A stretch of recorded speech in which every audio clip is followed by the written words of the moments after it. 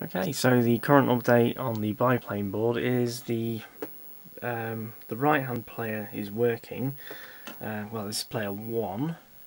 Oh no, sorry, it's player 2. Yeah, the right hand player is player 2, and I'm able to control that by basically poking the inputs of a ground lead.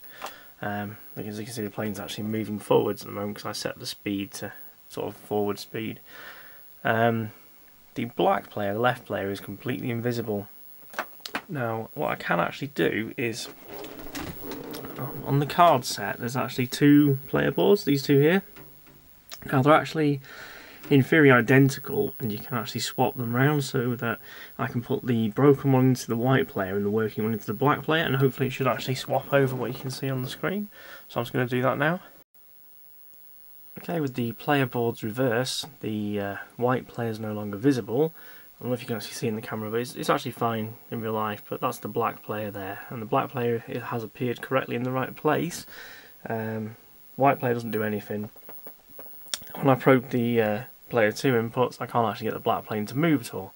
So I'm guessing that the control logic is actually routed through one of the other boards before it reaches the player board, so I need to look at that and see why the player 2 controls don't work. Okay. This is the non-working player board. I've actually already done some repairs on it using my logic analyzing and in-circuit testing equipment.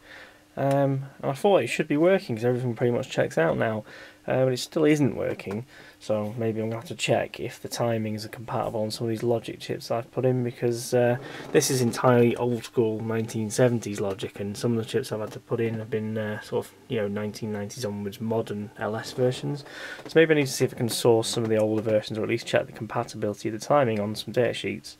I really can't think of anything else I can do with this. I'll say I've actually tested the functionality of all the logic and it's all working. Let's see what I can do then.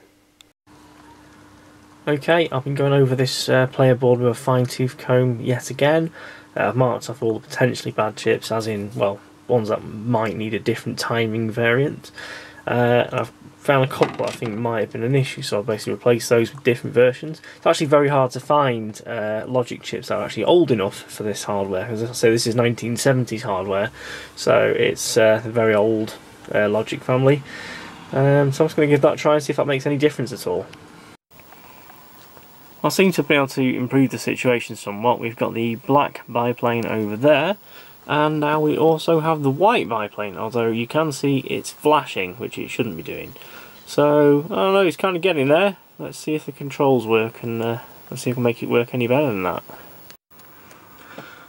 One thing I did was I swapped the player boards over so I could see if the flashing changed with the player, and it does. So that board I just repaired, although it's actually working and playable now, it's got this problem where it's flashing the plane. The controls are working perfectly now. I can actually shoot the other player and score a point. I'll do a loop-de-loop. Yeah, so it's totally playable. I just need to fix this flashing now. So, after some more probing around for borderline signals, I think this 161 is bad, so I'm just going to replace that and see if that makes any difference to the flashing problem. As you can see, it's working great now. No flashing of the player plane. I can go and shoot this white one. Oh, crashed. Yep, that plane's working fine.